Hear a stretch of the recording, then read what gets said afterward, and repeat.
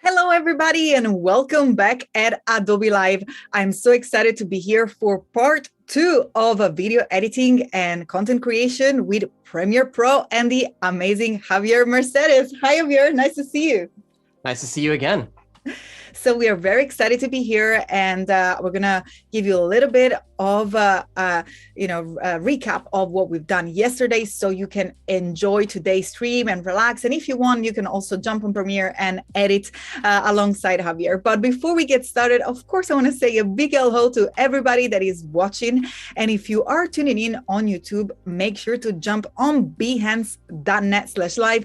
That is the place in which we're gonna be connecting live, reading the chat, answering to your questions. Because I say all the time, Javier, here at Adobe Live, we learn together. That's a safe space to ask questions, to collaborate. So make sure to come on behance.net/live in order to join the chat and participate to this wonderful stream alongside Javier.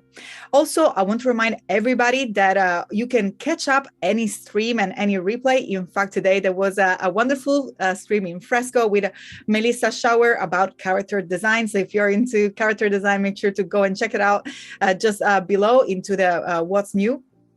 And also there are the Illustrator Creative Challenges running with some encore videos every weekday at 11:30 Pacific. So don't forget to tune in for the challenges in order to sharpen your skills and learn new techniques in Illustrator. But now it's time to get started. So Javier, if you want to do a little brief recap for those of that are joining us today.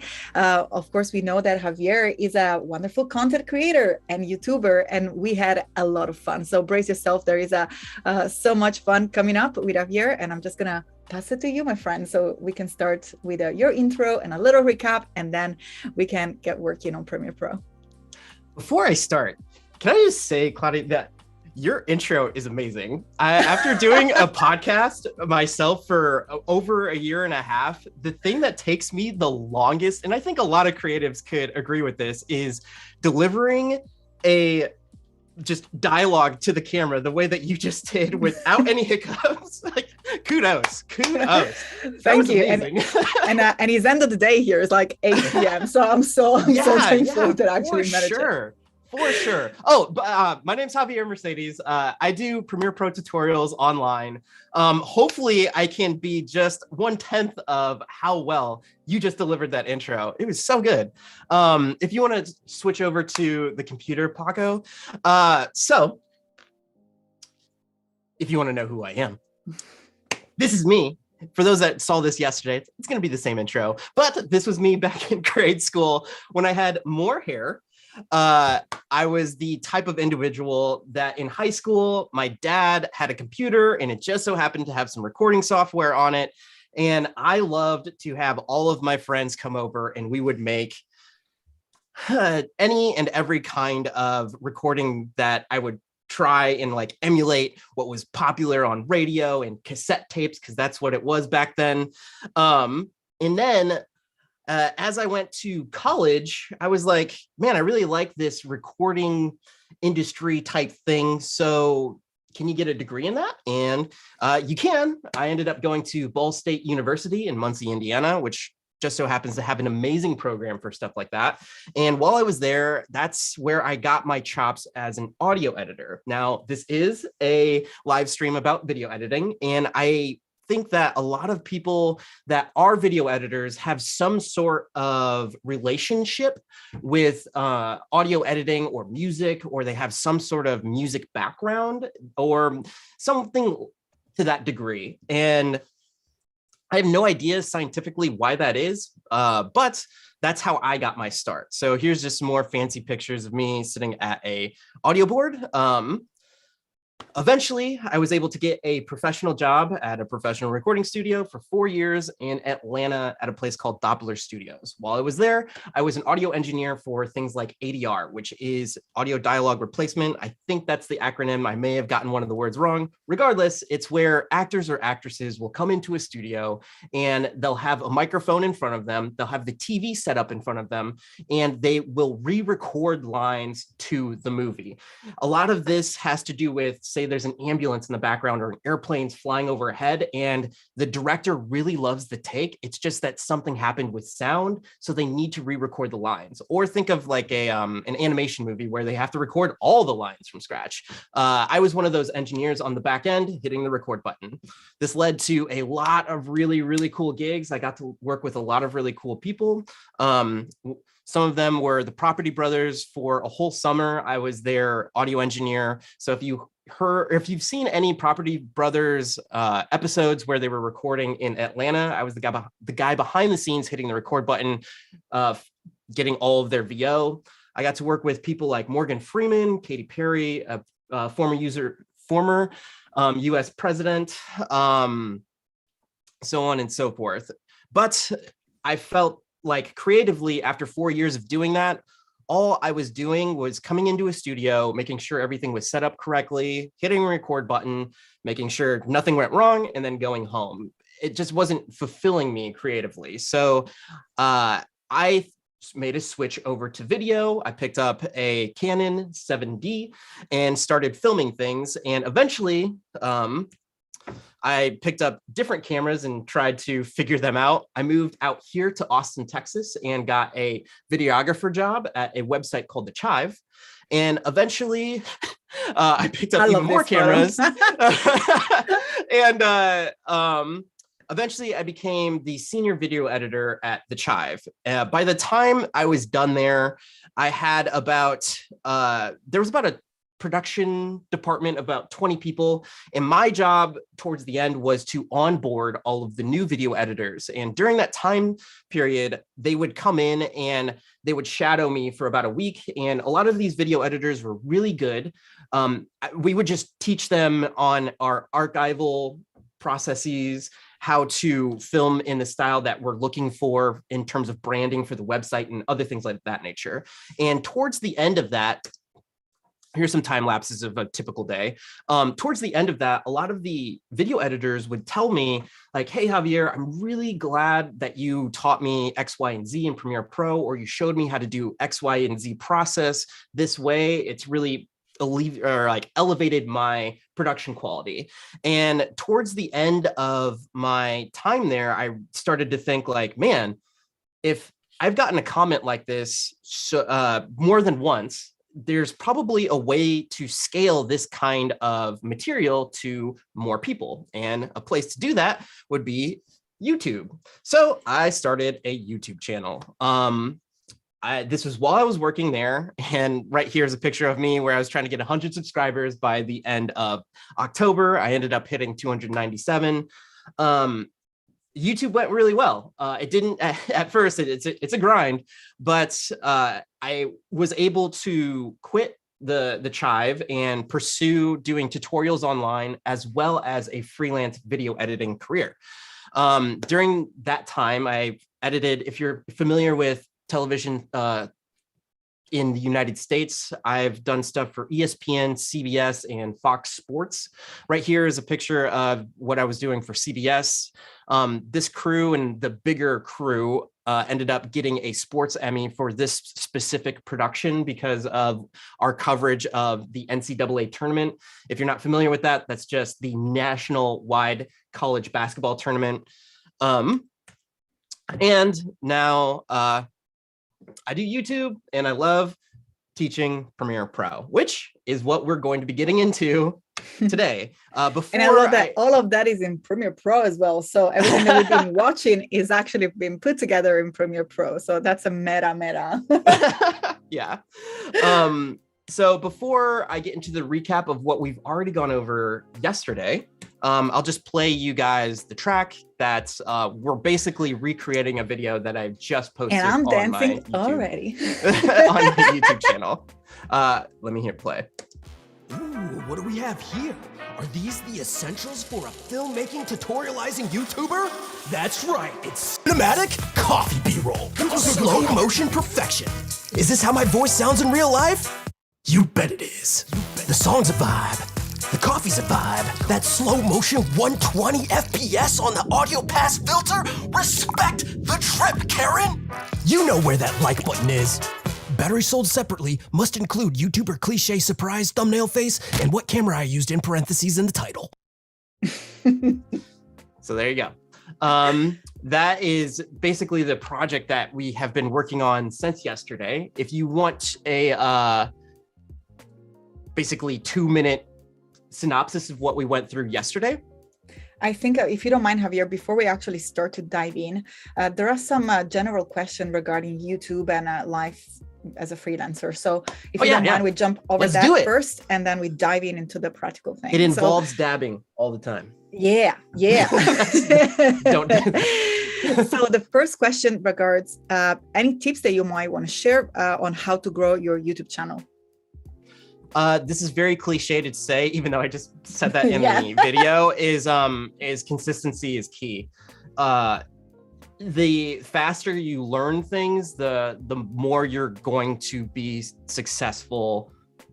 Theoretically, there are some one-offs where you just put together something and it works. A lot of the people that I've seen that have success early on YouTube are people that they may already have that it factor, or they already have a certain amount of attributes that help in terms of being a YouTuber. So maybe there's somebody like me and they were a video editor, or they did video before they even started YouTube. Like for somebody like me, the content that I was making at the Chive was like viral-esque original content that we were trying to make. And it's not that I was making it for myself. I was just part of a team making it for a website. So I already knew some of the things in terms of pacing and other things like that before doing YouTube, because I was already doing it for somebody else. But that being said, if you go and look at my first YouTube videos, I have like a 30-minute tutorial on how to do captions in Premiere Pro. And that tutorial could have been 1 minute long. Like there's no reason it needed to be 20 minutes, but the whole time I'm sitting there, I'm like, you got to do this, you got to do that. And it's funny because I'm sure we're going to get to like captions in this live stream, but it's almost comical to go back and like see some of my earlier work and see how far I've progressed. And the reason I know that I'm like better at what I'm doing now is because you can look at the data on the back end and see audience retention. So when I'm doing something in YouTube, I already know some of the do's and don'ts that work and don't work with my types of videos. I know that a video, like the video that you just watched, I knew it wasn't going to do very well on my channel, but creatively, I just wanted to do it. Like I liked making this little piece of content, but for the most part on YouTube, short videos don't do very well unless it's a YouTube short. This isn't a YouTube short because I made it horizontal. They want watch time and things like that. And for me, I was like, you know what? I'm just going to do it because I want to make something. And now I have the ability to showcase, like, here's how I made this thing. I still like the video itself. I put it up and now I can make other content around, like, here's how we made this thing. But what consistency has shown me is that every single time I put out a new video, it gives me feedback on what is and what is not working. And you can tell by things like the click-through rate, whether people are even clicking on it in general, how long they're staying to watch the video, if they're watching more videos after that, and if they're dropping off at certain points in the video. I know that during this live stream, if I were to say something that was in the language of, all right, guys, see you tomorrow, like, you immediately, there's like this sense to click off the live, because like I'm using language that is like leading you to believe that we're finishing the live stream, but I don't want to do that. It's picking up on certain things like that, where if you haven't done it before or you don't know about it, then you can like you just need to learn the things or get the experience first in order to succeed. Hopefully that's makes sense. And that's like the reason why consistency is so key. For me, I try and release a video every single week. And by doing that, the more at-bats you have, just the more data you have to go against any new time you make a video. was kind of What about scatterbrained. length? Hopefully it helps. Yeah, I think that you gave so many useful information, and it's good to have such contest. There is a specific regarding the length of the video, or it doesn't matter, is relative to the content? Okay, so right now for my specific content, YouTube will add more ads or monetize your video more if it's 8 minutes or more. It used to be 10 minutes or more. So if you see a video and it's exactly 8 minutes in 1 second, I can guarantee you that person was just trying to meet the quota so they could put more ads in there. Now, typically on a Premiere Pro tutorial, the audience retention will stick around for about 3 to 5 minutes, which is not beneficial to what the algorithm is looking for in terms of a longer video. Now, that being said, I would put personally, I'm putting much more importance on the viewer. And if you found my video and you were looking to like how to, I don't know, do captions in Premiere Pro now, I would much rather you have a good experience and you get the information that you needed as quick as possible than trying to appease a time quota. And I think that actually outweighs the kind of algorithmic value, because if, say, you got the information that you wanted from me in that video, if you looked up how to do something else and then you saw that I had a video on that subject, then hopefully you would want to just watch that video. So over time, and subscribe and come back. Yeah. Over so time, quality over ads. Yes, I think both have their place. When I was starting out, I was doing 3 videos a week. I was doing a podcast, I was doing a gear review, and I was doing a Premiere Pro tutorial. In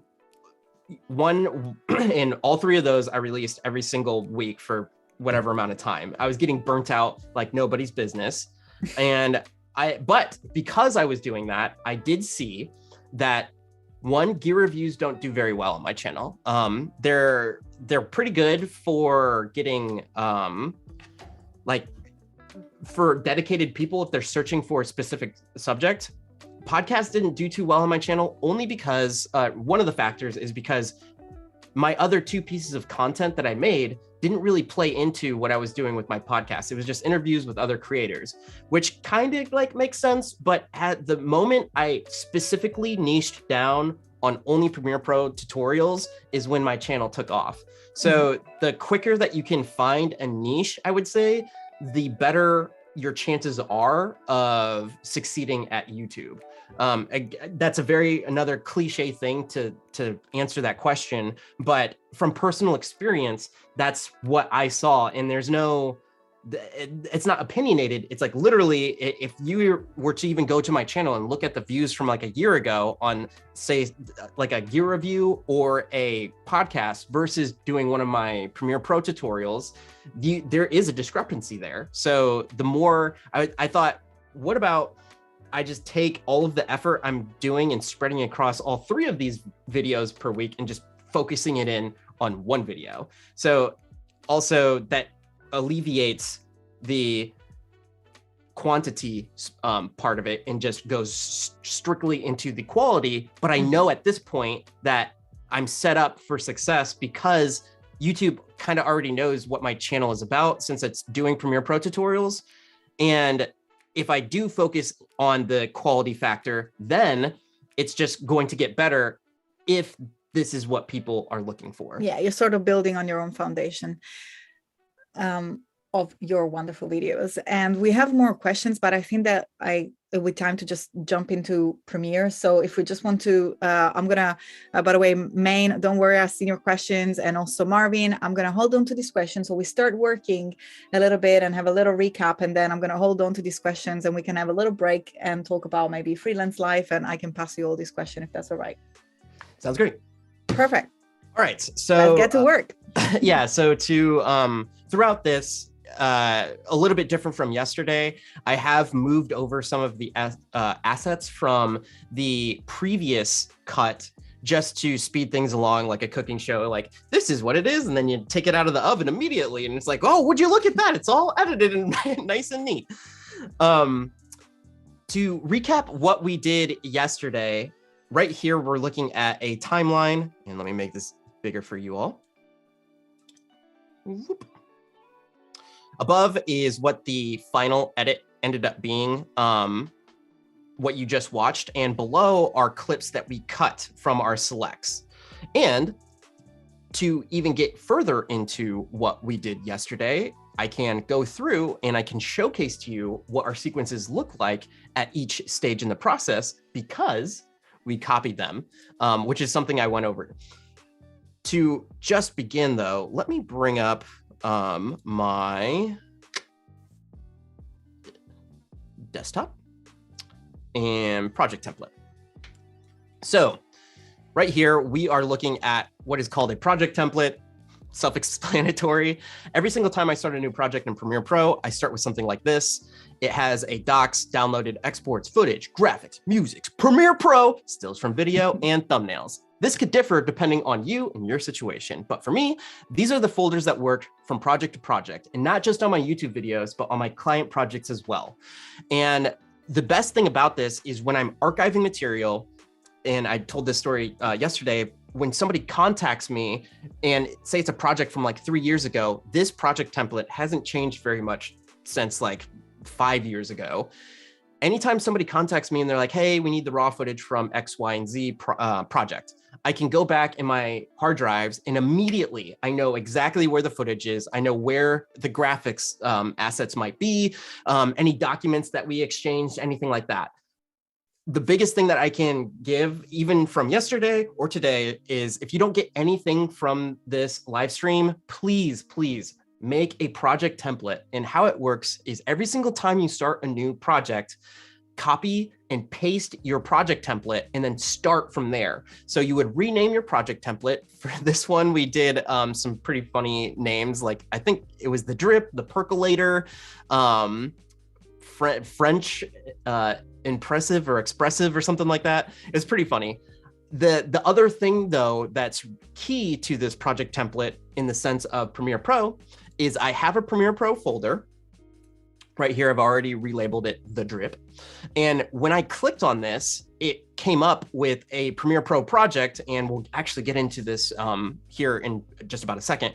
It has in the, let's go to Premiere Pro, window, audio track mixer. Boom. Every single one of my projects, my Premiere Pro projects, comes already set up with a VO track. Obviously, being a YouTuber, it really helps to have that.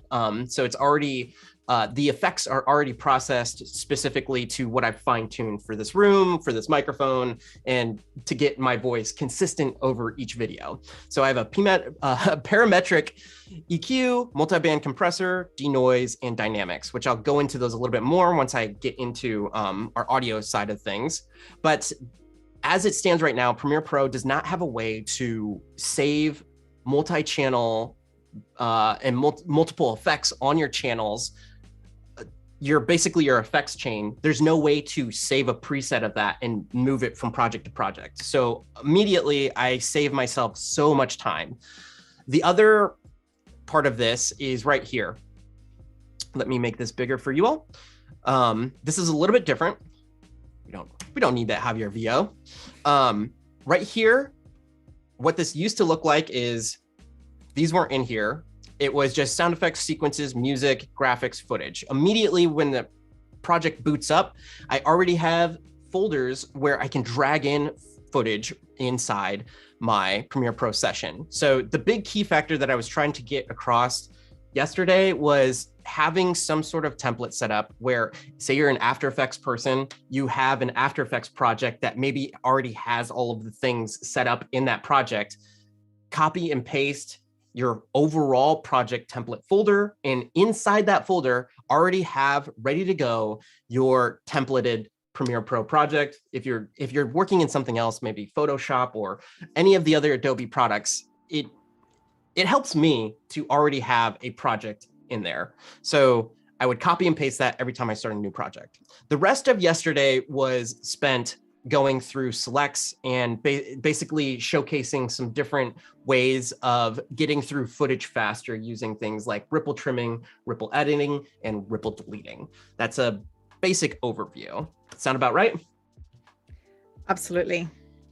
Yeah. We were loving the ripple. Sorry, I didn't know if my microphone was muted or not because I'm replying to the chat. So when I'm there clicking away, I usually mute myself. But we were loving the ripple effect. So especially ripple delete, I think was a big hit. And if you want to know more, make sure to go and watch yesterday replays, because we took, and Javier took some time to really go in depth and explain it, which I think was amazing. Yeah. So at this point, picking up from where we were yesterday, imagine that yesterday we started with like maybe, I don't know, an hour's worth of footage and just chopped it down into the selects.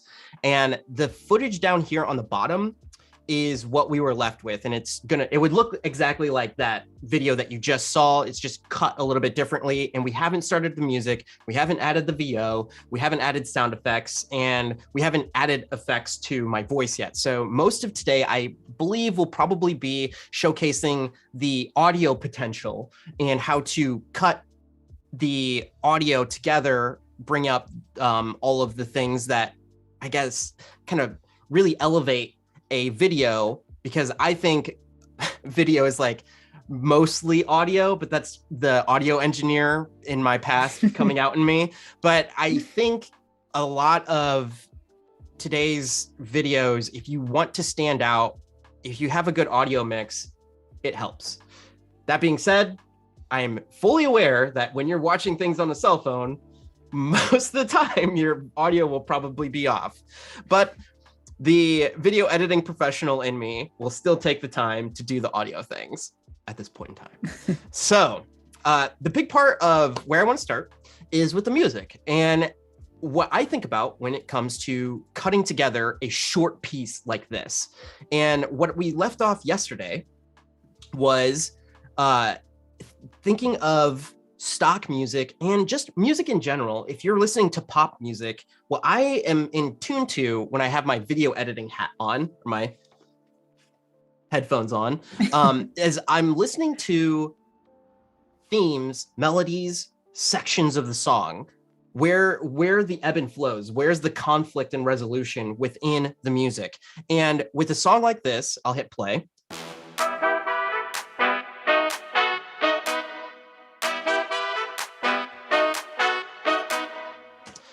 Immediately, I'm thinking, yeah, I'm thinking, all right, I got it. Like, that's basically the melody of the song. Cool. Let's move on. Like, what's the next thing?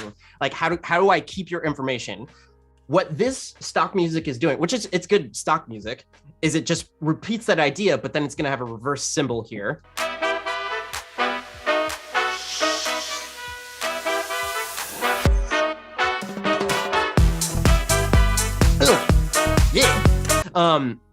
What I'm thinking is I don't need from this part to this part. And the only reason I don't need that is because we're making like a 30-second video, and I want to add as much variation as possible. So it's just like smacking you in the face of like, there's something new. Everything's new. You don't see the same thing all the time. You're hearing new things, all like everything, everywhere, all at the same time. Reference. But basically that's like what you need to do in order to create something where in today's day and age of like TikToks and Instagram Reels and YouTube Shorts and everything, like you have to like completely just always have something new all the time for this kind of cut. Now, don't get me wrong. The personal story, when I was editing some like longer form content for ESPN, I came from that background of editing online material, and I was in charge of making a 7-minute section. So in between the two commercial breaks of a like 40 to 50-minute documentary that was a sports documentary. And the very first time that I was put into this situation of creating a longer form piece of content, I had my YouTube editor hat on, and I remember the producer coming in and watching my first cut, and immediately one of the things that he was in tune to was just how fast I moved through so much of the material. And I was just so accustomed to like, you only have so much attention on like YouTube or any online media, and you got to get them everything all the time. Well, towards the like fast forward, when we get done with the edit, the very first thing was just like, you need to let things breathe. And it was like, we let the things breathe, and the story was so much better for it. But I will say, it just like that piece of content wouldn't have been something that we posted as a social media piece of content. It would have been something that you're sitting at your TV and you want to watch like a Netflix style documentary. So right now, I don't want to like just say like, you need to do this for like every single edit. I think there's both ends of the spectrum, everything in between. But for right now, what I'm going for is trying to give as much variation as possible and kind of tweak it as it goes along in the edit. So with that being said, the very first thing I hear is we need a type of climax. We need to build up to that climax, and then that tension and release.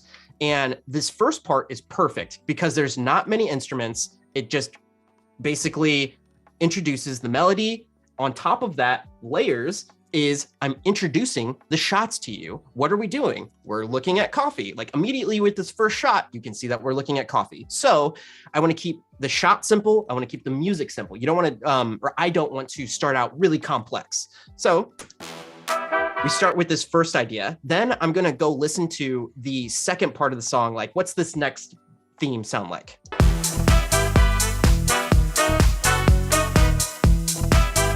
And it just slaps, right? It's like a Soup's vibe. The vibe is Soup's there. I don't know if that's English. We're going with it. And just by looking at these waveforms, I can see that this kind of bump, bump, bump, bump, bump is going to continue throughout this this section right here.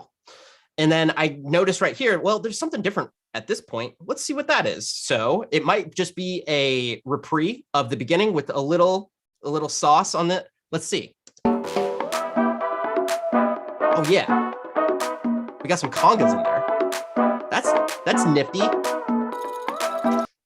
Ooh, nice. Let me check this part. So then we got some guitar solo, and immediately I'm thinking to myself, I have this section, I have the section with the beats, I have this section with the conga. Let's see if they add anything more during this part.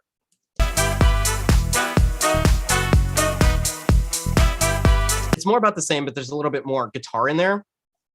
The artist has done a very good job. And I think that if you make stock music, they've done the perfect job here, besides the ending. We'll get to that. They've done a perfect job here of every single time they repeat the melody, they've added just a little something to create a difference between the previous section and the next one. And I'll fast forward here.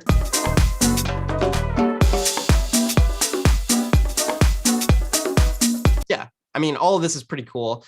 The one thing, if anybody that makes stock music is watching this, my biggest pet peeve is right here.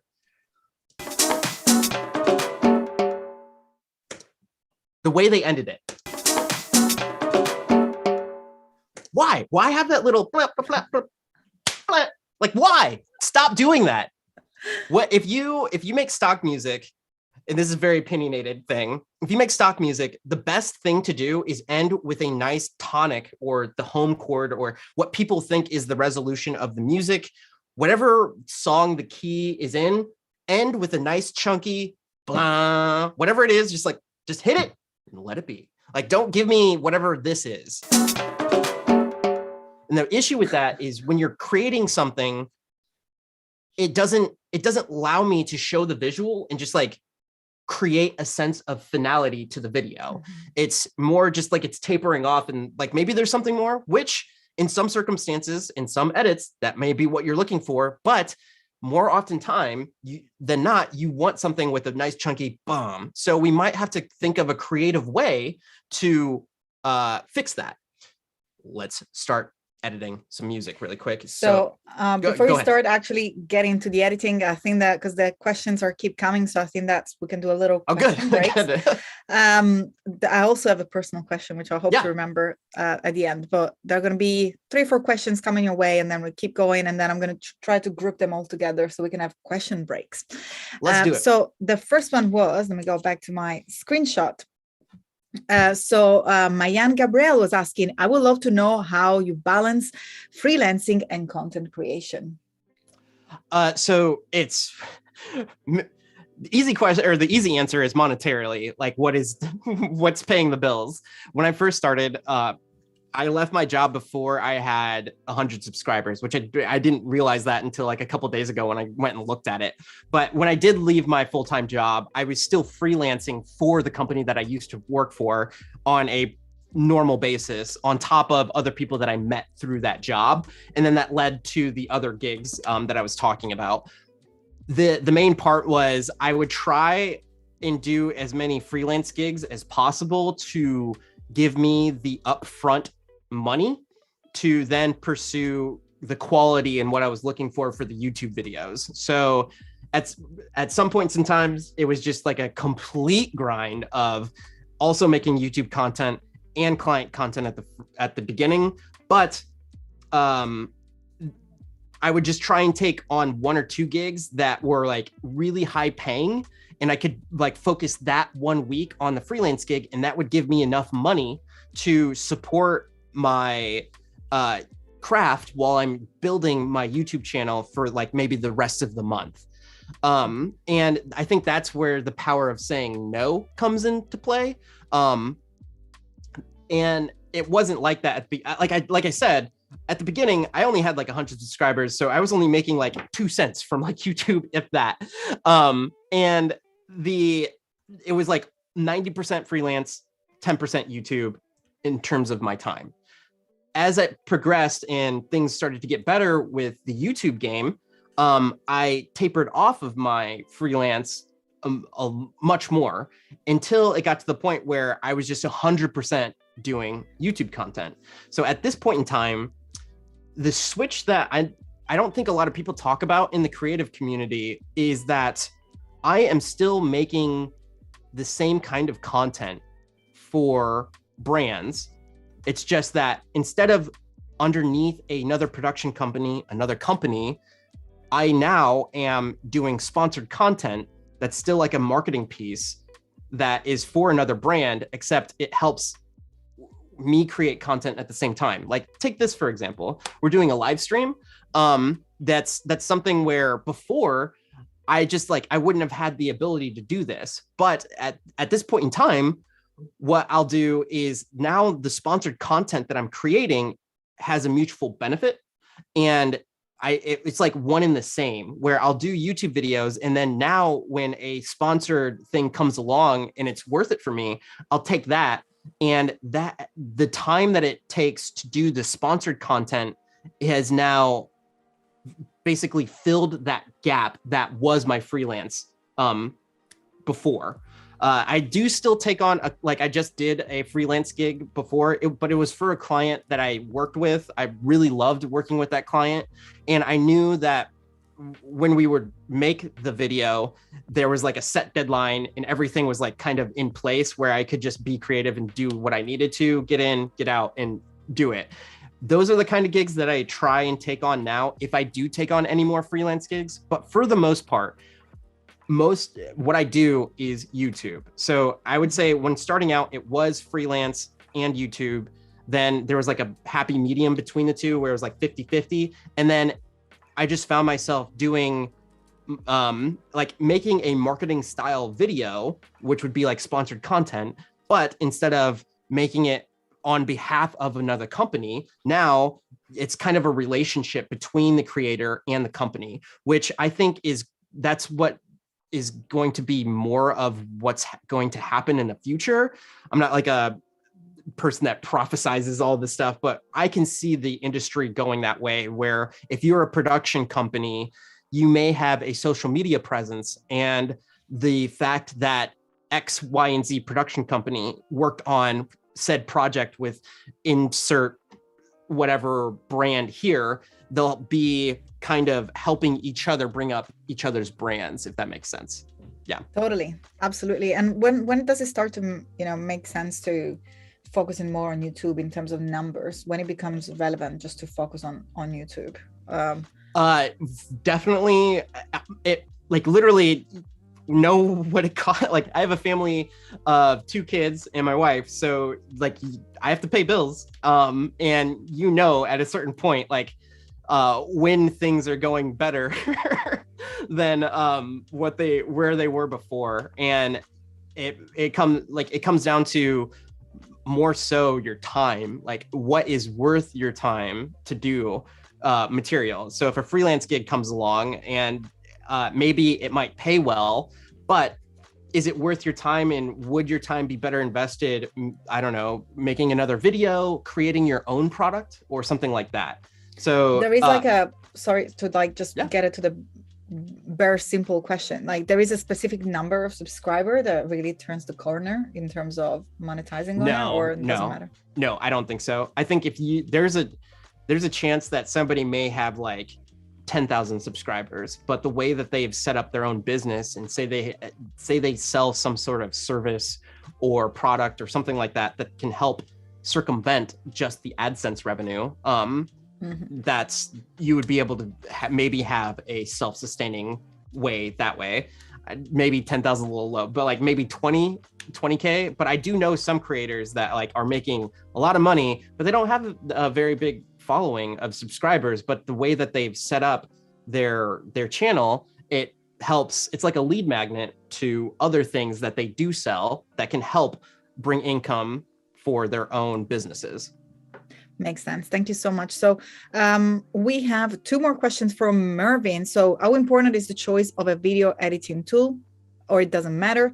And then the question was specifically to the music that we're using today, which I think you mentioned was from artist.io. And if any specific reason to use this music. So both of these questions are from Marvin. What the first one was video editing tool?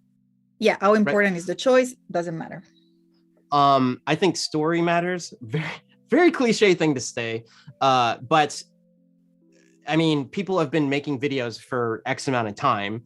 So, I mean, since before I was born, and they were using something way more obsolete than Premiere Pro.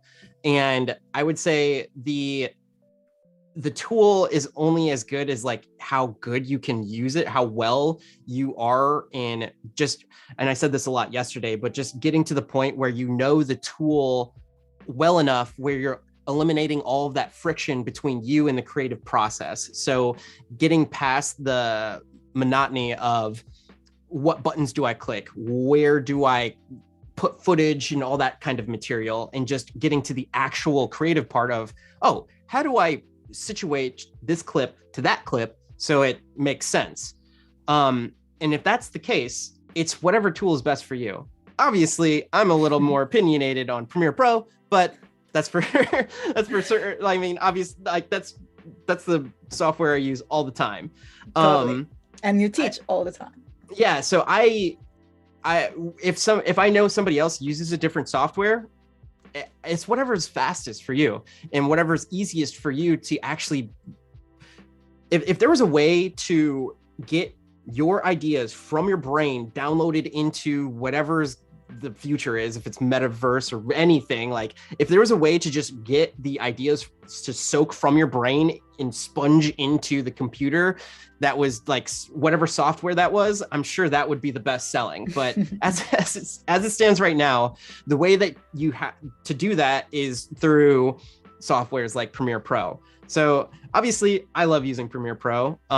There's Adobe Rush too, if you're looking to like a Premiere Pro Lite.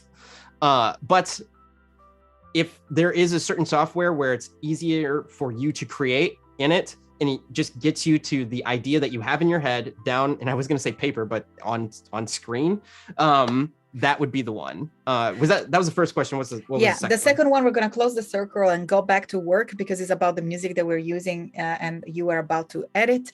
There is any particular choice, reason to use this music? Yes. So I like artlist.io. Another great one, like we were talking about yesterday, was Adobe Stock and also Epidemic Sound. Those are like the three that I use all the time. Artlist.io just works in circumstances like this because when using this music, it is licensed a certain way where we can use it on this stream.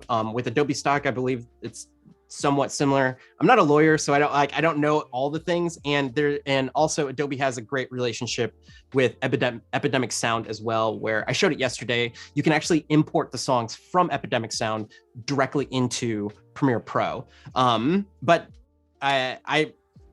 if you're talking about this music specifically, I think that was the question. Yeah, my dad's from Dominican Republic, and he used to be in a salsa and merengue band. So I like that kind of music, and this gave me those kind of vibes. When it comes to music, it's very opinionated, and most of the time I can spend a very long time just trying to find music. And for me, I just heard this one and I wanted to start creating the video. So I clicked a couple down on the website, found this one, threw it in there, and I was like, I'm just gonna make it. And that's where we're at. There we go. Let's do it. Full circle. Do you like that? All right. So from before, we are chillaxing on the very first idea of the song. We know the melody. And what I want to do is I want to not really cut it in a way that is just like, bup, bup, bup, bup. I want to utilize the lead in of the next section to kind of get my, like I said, keep that tension going and not just get repetitive. So we have this first section of the melody. Melody's played out. I know that on this downbeat, just by looking at the waveforms, this is where I want to cut the music. So I'll just play this for reference one more time for everybody. I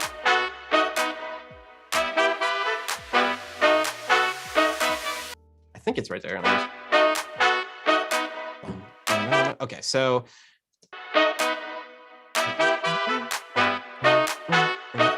bop. So it's about right here, which is interesting because it doesn't have a downbeat on the one, which is okay. And I'm going to give you a little trick, a little hot tip on how to basically move the music where you want it to and make sure that it's still musically makes sense. So I'm just going to create a cut right here by hitting Add Edit. For those of you that are using Windows, that's Command K. Mac, it's Control K on Windows, Command K on Mac. But for me, I have switched all of my hotkeys. So I switched my Add Edit function to F. So I create a cut right there, and that's just to reference like, hey, I want to switch the music right here. And I want to go to that next section in the music. So we'll go. So this is that downbeat, that boom, boom, bum, bum, bum, bum, bum, bum.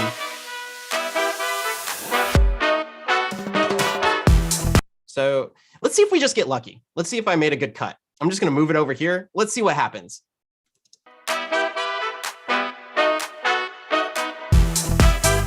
It's a little off, right? So what I want to do is I'm going to bring it down to the track below it. And I want to match the beats to the one up top. So I'm going to extend this back out.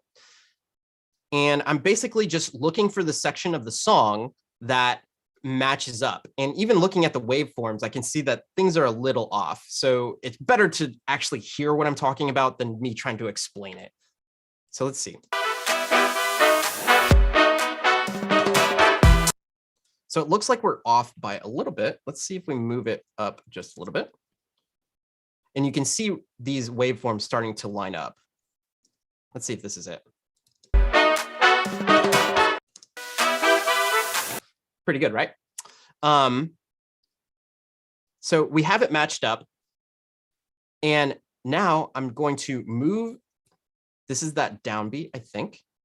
Another great hotkey is Option up on Mac or Alt up on Windows, and that just nudges your clips up. So I'm going to hit Option up, nudges the clip up, and going to delete that. And let's see what we're working with.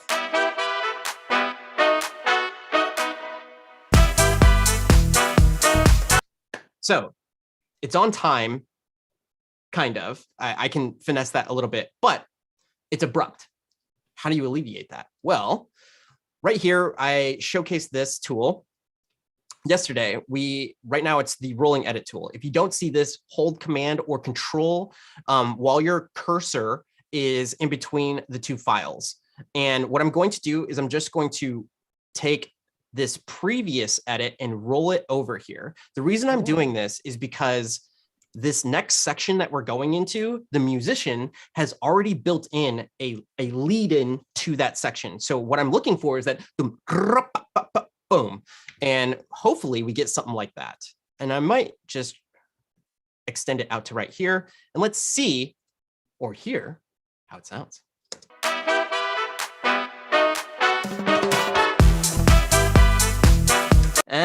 How about that? Amazing. Would that work even if the waves look in the original graphic? I don't know. Sorry, I'm writing. I'm not a audio pro. So yesterday, I think you were showing us how the actual audio track looks originally. That's vertical, I think that's a visual thing, and it doesn't matter. Always, this is another pet peeve of mine, and this is less of a pet peeve of what I was explaining earlier. But so if we go up here to the little hamburger menu of your sequence, you can see rectified audio waveforms, and by default, Premiere Pro comes like this, where the waveforms are down on the bottom. As an audio engineer, most of the softwares that I work with before coming to Premiere, I was viewing my audio waveforms like I just had them in the middle. So what I do is I go up here to the little hamburger menu and deselect rectified audio waveforms. I want to make a t-shirt that is like the greater than sign, where it's like rectified audio waveforms are less than unrectified audio waveforms, and hopefully somebody gets it. So let's, now that we've built in this, hopefully people watching understand what just happened. All I did was get the music into the spot where it needed to be on the downbeat.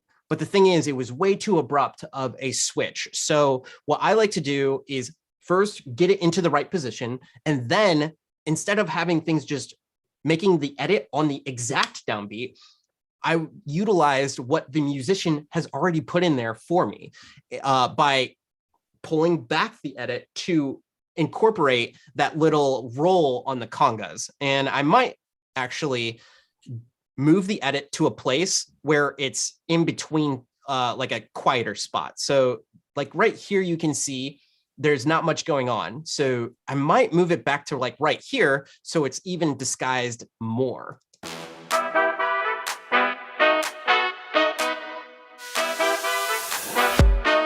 That's a little too much. How about we go with this?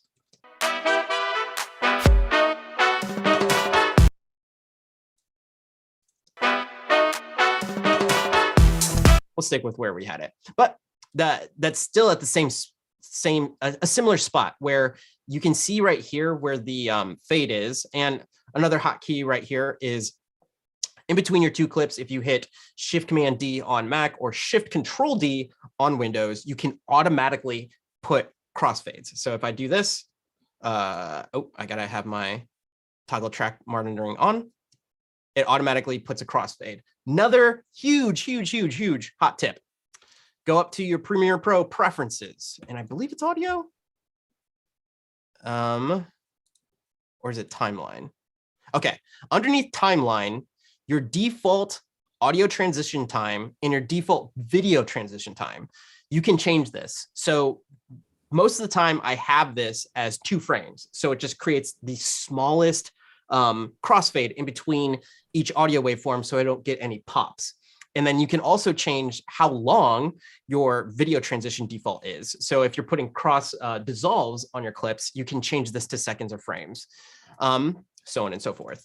Let's continue on to throughout the song and maybe change some things up here.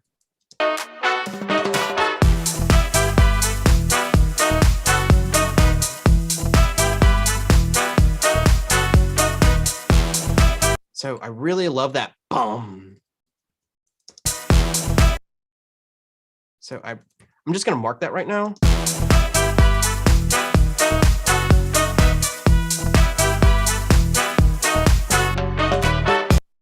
And that boom, boom. right there is where I want it to end. And this is where I would love to just give me that, musician. Just give me that. They make my life so much easier. So let's see if there's any other part in the song where I could steal a final hit. Now he continues the song right there.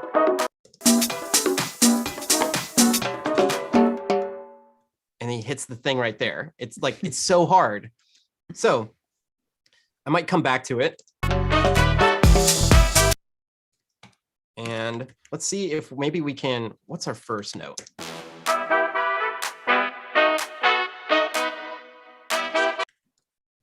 No, I'm going super fast, but I want to find.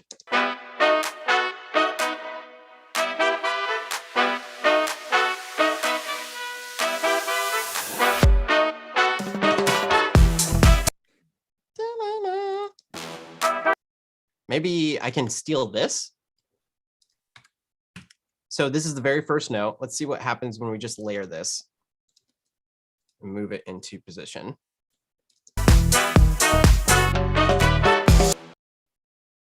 We're close, right? This is where I want to showcase putting a reverb hit on the end. So what we can do, and I would probably add reverb to my VO, is I'm going to go over here to my audio track mixer. If you haven't seen the audio track mixer, go up to Window, Audio Track Mixer, and I have two sequences up here. We're looking at Let It Percolate version 5, which, by the way, let's go ahead and duplicate and move on to version 6 just because we've moved some things around. Perfect. And in the meantime, go ahead. Sorry.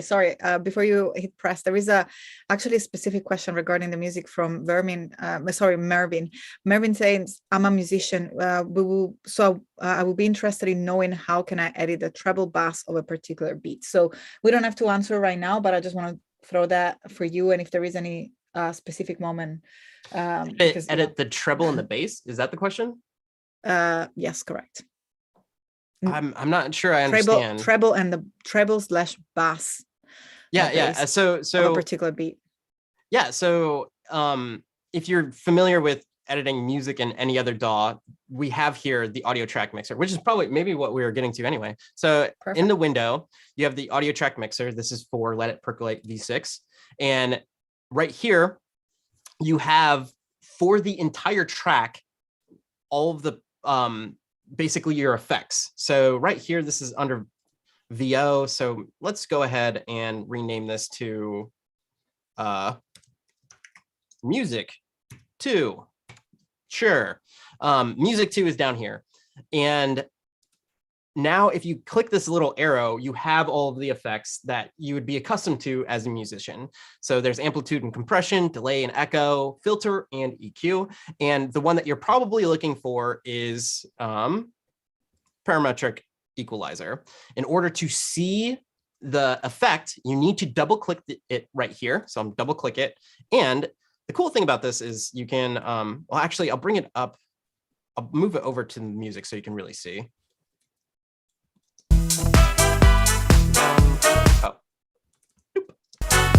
You can see the audio waveforms. So if I just pause it, literally, I get all of the frequency spectrum right here inside the music. And if you're accustomed to editing treble and bass, this is where you could use that. You could any parametric EQ, you can lower and higher your EQ as need be on the track. So just as a reference for those that don't know what I'm talking about, here I'll add a low pass filter like this, and it takes out the lows. I don't know how well that will come across on a live stream, but I'll do it extreme so we get that kind of like a radio, or like you're listening to a telephone or something like that.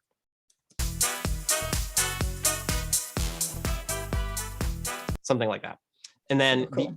The other way would be if I were to cut out the highs, which I do this effect, and that's part of the joke during this video, is when I would say with the audio pass filter, what I'm doing is I'm taking a high pass filter and I'm filtering out all of the highs gradually, keyframed. So like right here, we should get a underwater sounding effect. I'll delete this one just so Premiere isn't confused.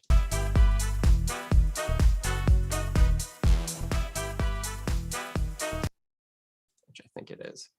So actually, I will showcase filter EQ, low pass. Now we should get that effect. I'm going to click on it. And one that I like to do is 500. There we go. So it sounds like you're underwater, right? I don't know if it'll do it in real time, but let me see if I can replicate like a techno type of thing where it's like, so I'm taking the, oh yeah. So good.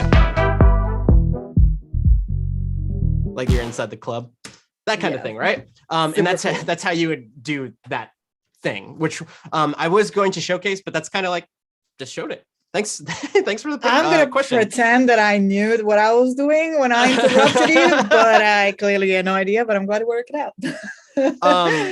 Let me since I interrupt you, sorry, Javier, since I interrupt you, I'm just going to finish off by just reminding everybody that is just watching us on YouTube to make sure to jump on behance.net/live so you can ask your questions, and I can have my questions break with Javier, which has given us so many wonderful informations and very valuable information during this stream. So jump on behance.net/live. That is the place where I'm going to read your questions and pass it on to Javier, and you can join the chat. So I look forward to see you in chat now during the live, and I think it's time to keep going.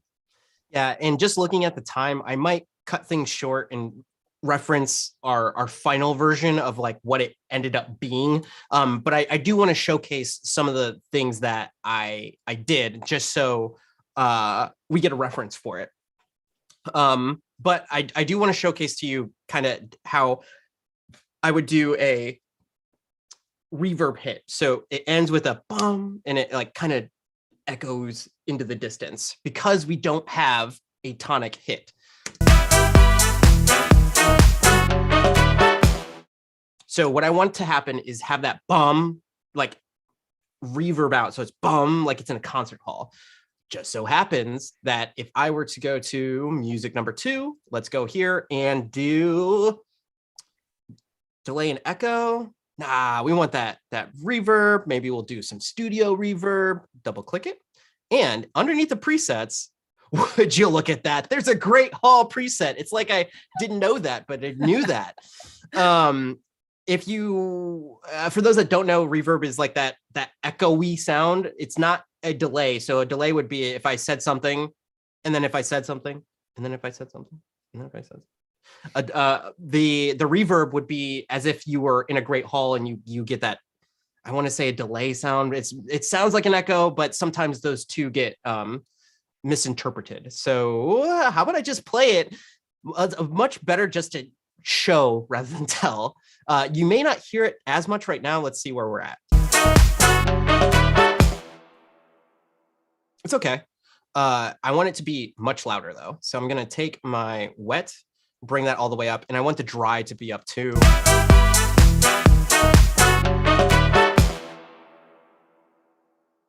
I don't know how well that will come across because of on the live stream, it seems to compress and other things like that. But for me, I can actually hear it echoing out.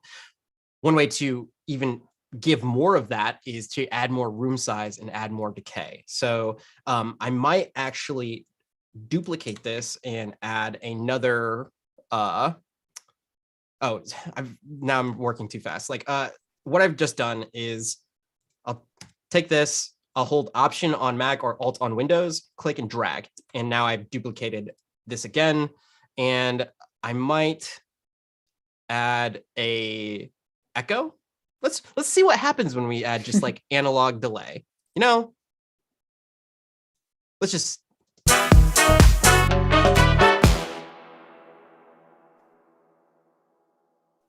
That's cool, right? Hopefully that comes across on the live stream. That sounds much more marked compared to the first one. And I wanted to ask you, is that it could be like a good definition between, instead of delay, just to say that it extends the sound? Yes, it does extend. It just but it puts it in if you're listening to like a vocalist or something like that, as opposed to listening to a dry mix, you're listening to them as if they were in a great hall, and it's like it gives that kind of vibe.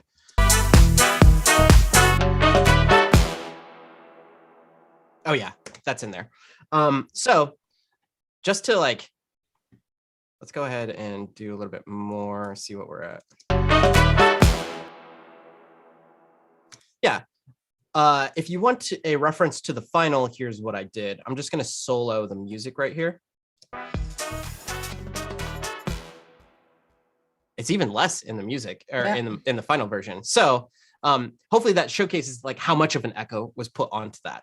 So that's one way to do it. One thing that a lot of people don't realize that you can do is you can actually keyframe your effects inside Premiere Pro of your tracks right here. So the method that I just did could be criticized of like, why would you put a studio reverb and take up a whole track for a video? Well, it turns out the video is only 30 seconds long, so that's not that big of an issue. But if you had a really long track and you wanted to throw a studio reverb on there, you can go down here to your show keyframes.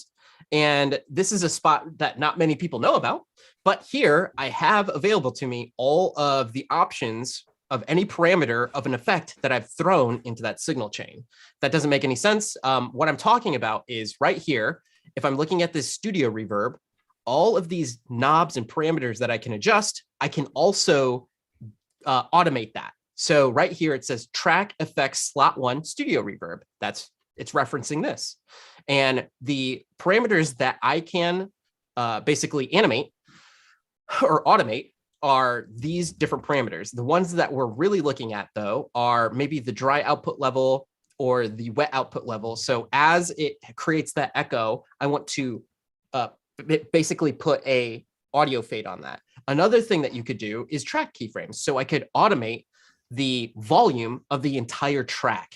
But for this, I want to do the bypass maybe and the dry output level, or let's do wet output level. So I'm going to click this, and we have a normal line that you probably accustomed to seeing. And what I'll do is hold Command on Mac or Control on Windows and click, and it automatically, here, I'll do it on the gray part, so hopefully you can see better. There's a little blue node right there, or keyframe, and I'll click and drag this down. And now, hopefully, you can hear that the echo goes away much faster. Versus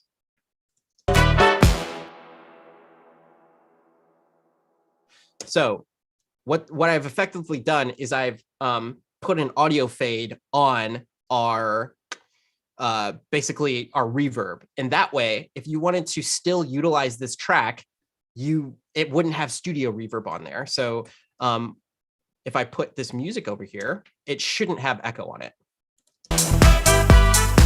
which it doesn't. But let me undo that. If I were to drag this music to right here, it's going to have echo on it. Let me mute.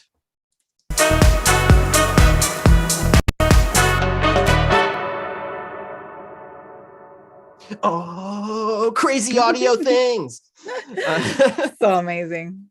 And that's just like a couple of, I guess that's some music editing things that I wanted to cover. There was probably some more things that I've done in the edit that I would want to go over, but in terms of time, I don't want to basically take up this whole time. Can we editing. Pass like a quick request? Yeah, for sure. So can we show please a fade out?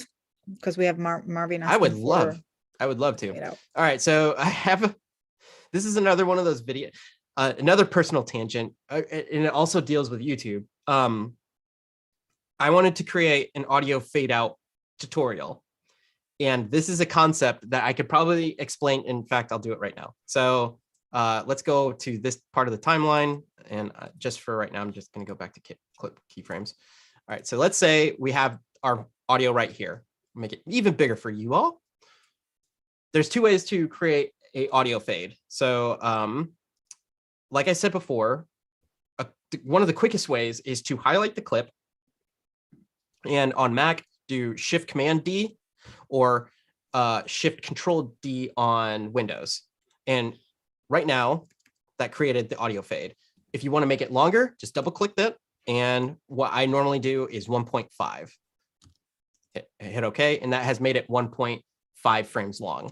Another thing to reference here, if I double click this, if you're not accustomed to time code, in fact, just because this is bigger down here, I'll do it right here. This is hours, minutes, seconds, frames. So whenever you're trying to put in something in like a duration in video, that's the time duration that you're working with. Or you could click and you could drag. Another way to do this, let me delete that, is on the clip itself, hold Command on Mac or Control on Windows. It changes your cursor once you get near this line. This is your clip volume. If I click this, it creates a keyframe. If I do that again, over here, creates another keyframe. And it would, I'm sure you already know, I'm just going to click and drag that down, and we also get a fade out. Same thing applies to fades in. Here, just to showcase, here's the constant power fade in, and here is the fade out for the keyframes. So fading in and fading out with two different methods. Hopefully that covers it. What I was going to get into, though, is that the same concepts apply to applying cross dissolves. And I don't know how long this video is, but there's a video on my channel that's about how to fade to black and how to fade in and out of black and do cross dissolves and things like that. And there, with basically any Adobe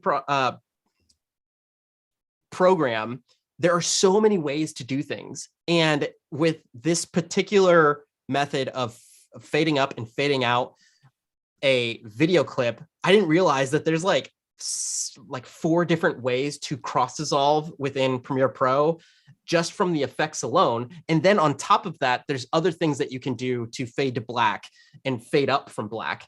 And I was going to make a video that was like, I want to get directly to the information, just let the viewer see it as quick as possible. Well, after I figured out that you could do it so many different ways, I think that video ended up being like 8 minutes long. And it was actually much, much longer. And I was like, there's no way anybody wants to watch a video about how to fade to black in Premiere Pro that's like 8 minutes long. But like just the creative in me, just like I couldn't let it go. And I still let the video be like 8 minutes long. I was like, I don't think this video is going to get 8 minutes that many. 01. Yeah, I don't think this video is going to get that many views. But if somebody wants to know just everything there is to know about fading to black and fading out, that's the video to watch. So cool. Yeah. I love that, like, you know, you're so passionate, and I think that is important. And you know, I'm curious to see how did it go, and I'm definitely going to go and check it out, because I think that there are so many people that are actually into it and really wanted to learn details about it. So thank you for putting it out there.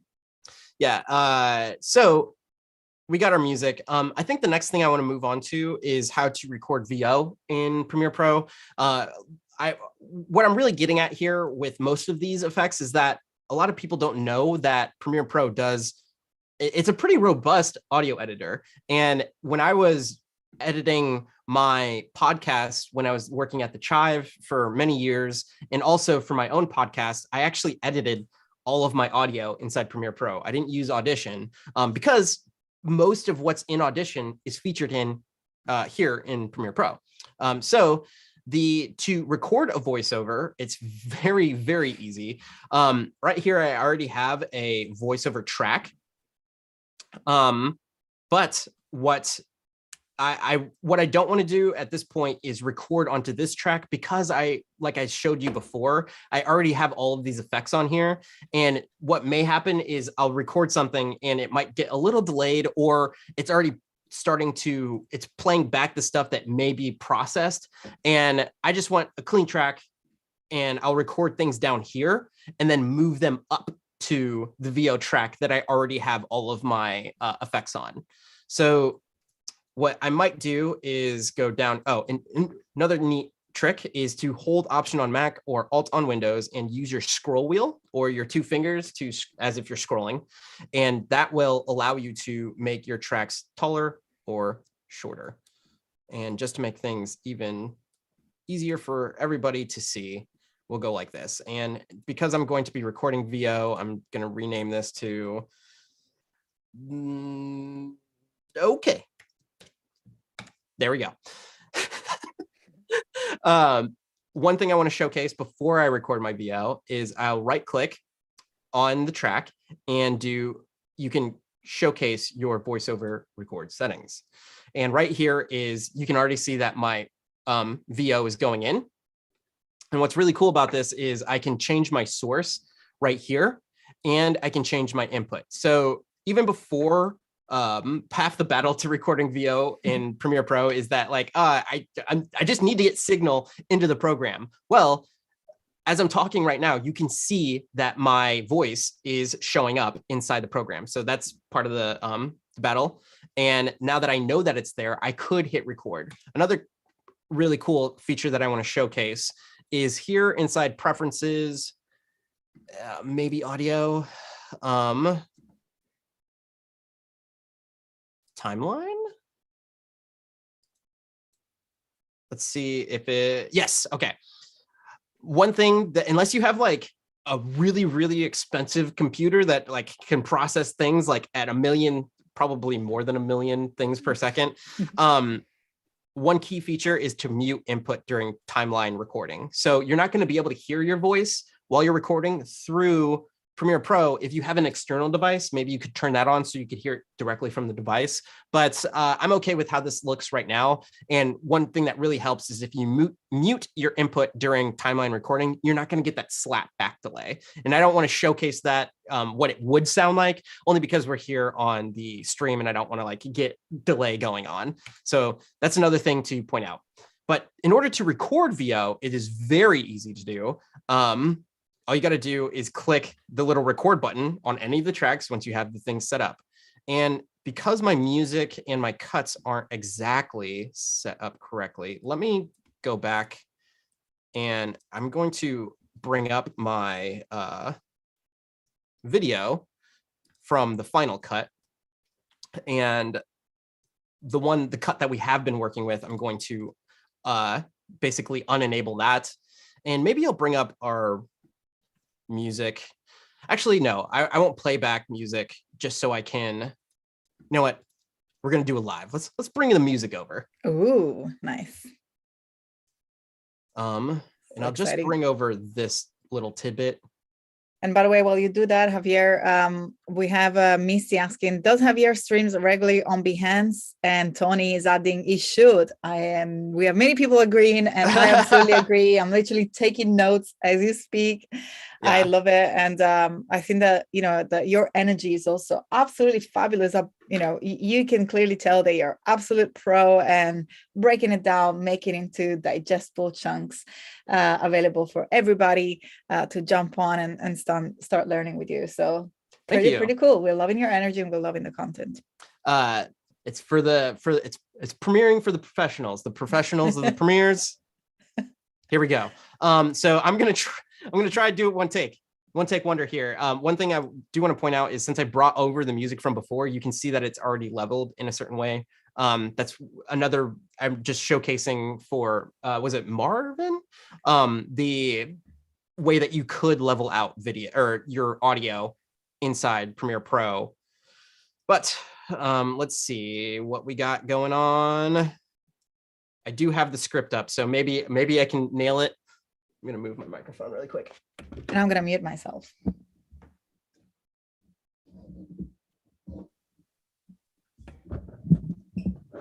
Oh. All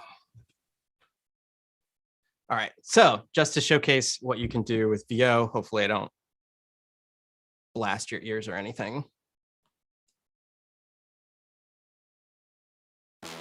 Ooh, what do we have here?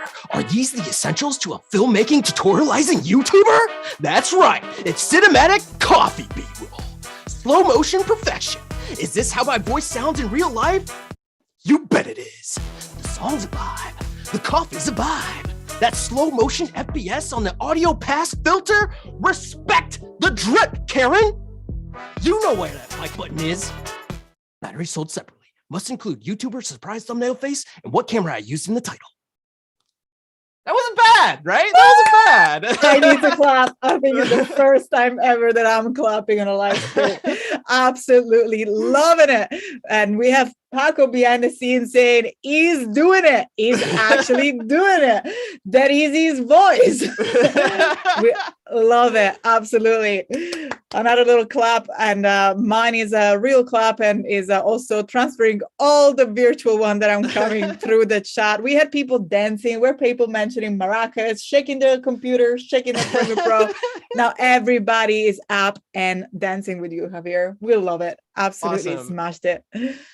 So I didn't have a chance to like actually level out my microphone before that. So hopefully this isn't distorted, but I'll throw this up. I'm sorry. Who cares? We love it. I'll throw this up into the my VO. Actually, I want to showcase to you the difference between the dry VO, which you've probably been listening to, and what it is after it goes through the effects chain. Hopefully there's a difference and you can tell.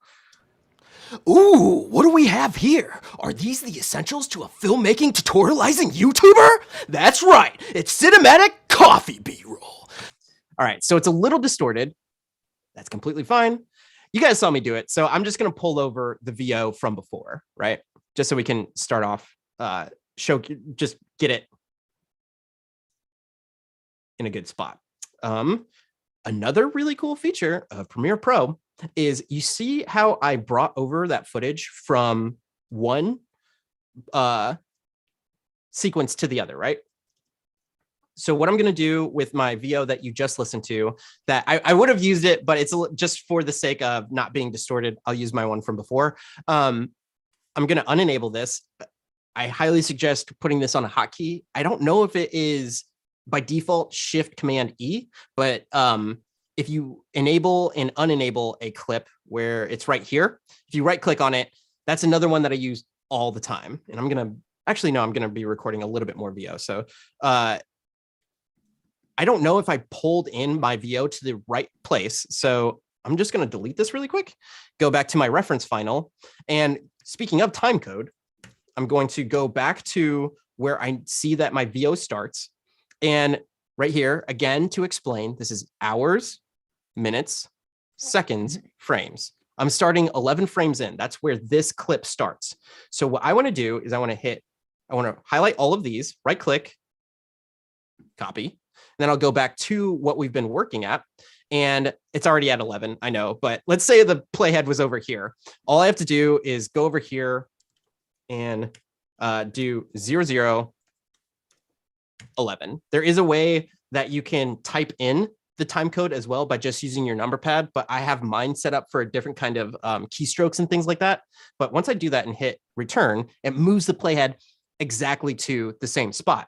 Now, all I have to do is with these highlighted, hit Command V on Mac or Control V on Windows and like such.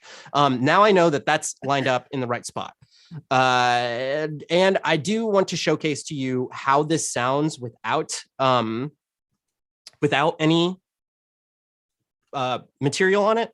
So I'm going to go here, go down, and just move it to a track that doesn't have any processing on it. And let's see what we're working with. Ooh, what do we have here? Are these the essentials for a filmmaking tutorializing YouTuber? And now let me move it up a track and see if you can hear a difference. Hear if you can hear a difference. I don't.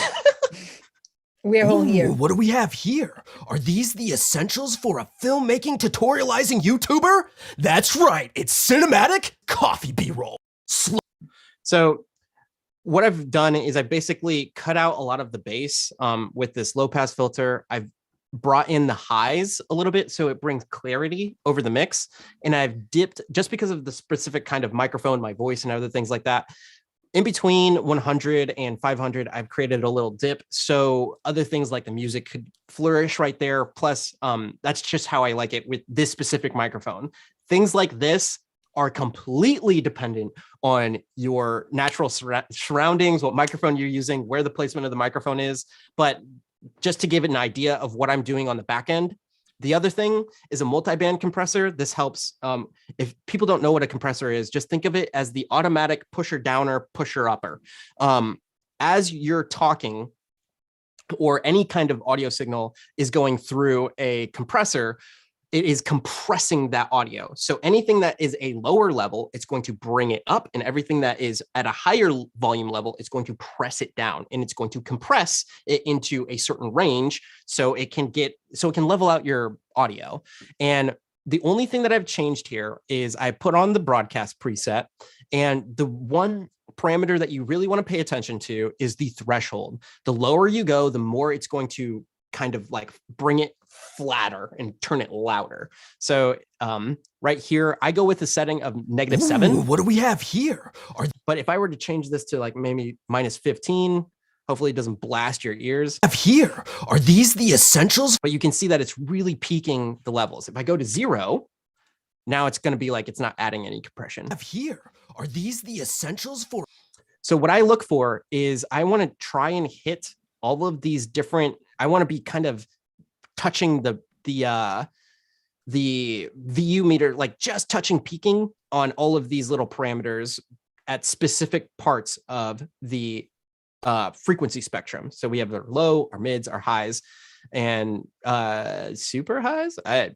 There's a mid high and a high. There we go. I know what I'm talking about. Well, I really think that's here. Are these the essentials? So what I want you to pay attention to is look at this little red. That's right. You can see that there is some compression going on. Slow. And if I were to bring down this, is this how my voice now sounds it's in starting real life? to compress the lower end.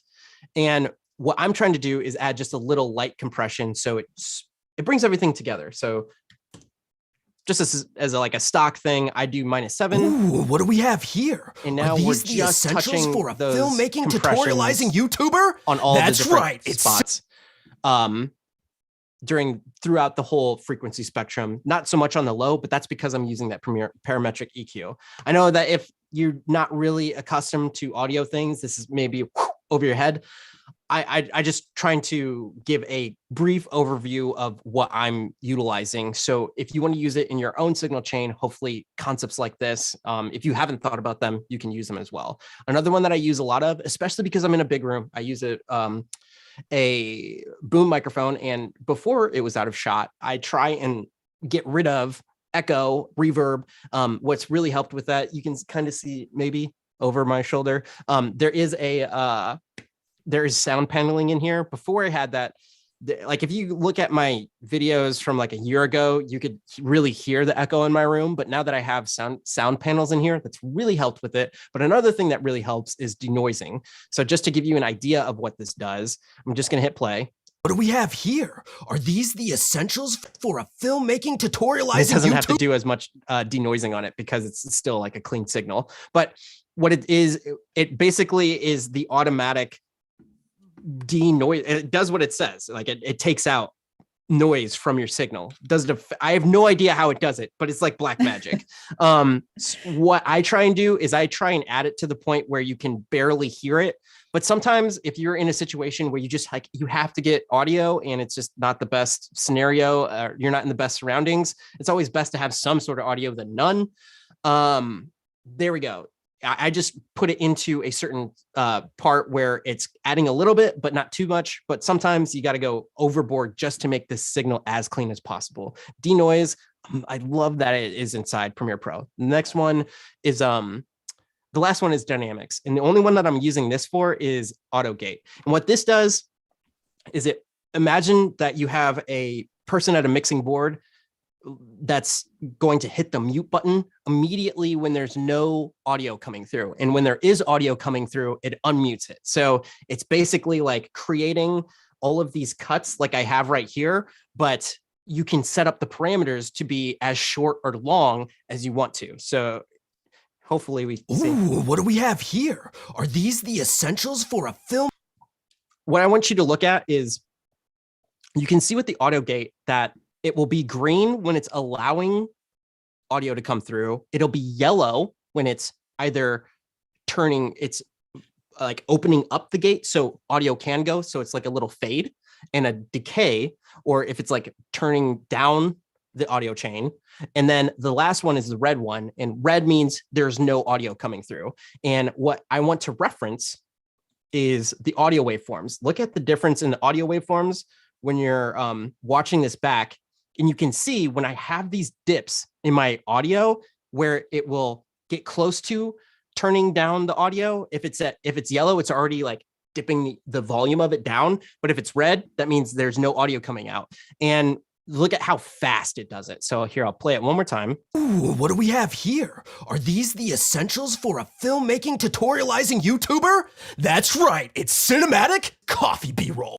So, I mean, it was only really short bursts, but I don't want to sit here and keyframe all of that. And a lot of those were so short that like it wouldn't benefit me to like sit here for hours on end automatically keyframing the audio to cut when I wasn't talking or when I'm taking a breath and things like that. So I do have a video about auto gates on my channel that goes way more into depth on how to set up these parameters. So it's great for when you are doing VO, but that's the last part of my signal chain. With that being said, is there more questions before I move on? There is no more question because I think Okay, you cool. covered everything. And what I was trying to say before, and I didn't want to interrupt further, but it's probably one of the clearest explanation, even, you know, of everything that you've been through. Because I watch a lot of this stuff. I need to do a lot of this stuff for my production, and I tend to watch tutorials. And I think you really gave one of the clearest explanation that I ever seen. So thank you so much for breaking it down like that. Awesome. Well, there is like, there's one way to the next. I want to record one more quick video just so you can see how I did it. When I say coffee B-roll, there is one way to do, like, I go coffee, like Sunday, coffee B-roll, coffee B-roll. I literally just went coffee B-roll. So I'll record it a couple different times, and then I'll start throwing different effects on there so we can really start to I mold the audio mix so it's not just my straight VO the whole time. So when I'm looking at this, let me just back out a little bit. And I'm gonna kind of delete. It'll still be in my files, but I'm gonna delete the one that I did from before just because we're working with the source material now. What I'm looking for is where are parts where I could really like elevate whatever I'm saying or kind of add a little accent to what I'm saying. So I'll play this back now and let me see. Ooh, what do we have here? Are these the essentials for a filmmaking tutorializing YouTuber? That's right, it's cinematic coffee B-roll. Slow. Yeah, so when I say cinematic coffee B-roll, what I might do, and maybe I don't want to spend the time doing this, and I'll show you on the reference final, is I would say the word coffee B-roll, coffee B-roll, coffee B-roll. And then what I'll do, and maybe I can show you here on the reference, is I'll record them. And if you record and this is very specific to this kind of edit, right? When you record yourself saying the same thing more than once, what you're doing is you're adding more to the frequency spectrum of how it sounds. So if I were to say something like coffee B-roll, or let me see what I got going on right here. Unsolo this. So we just got coffee B-roll, coffee B-roll. So you can hear that I already put an echo on that. You bet it is. The coffee's a vibe. The coffee's a vibe.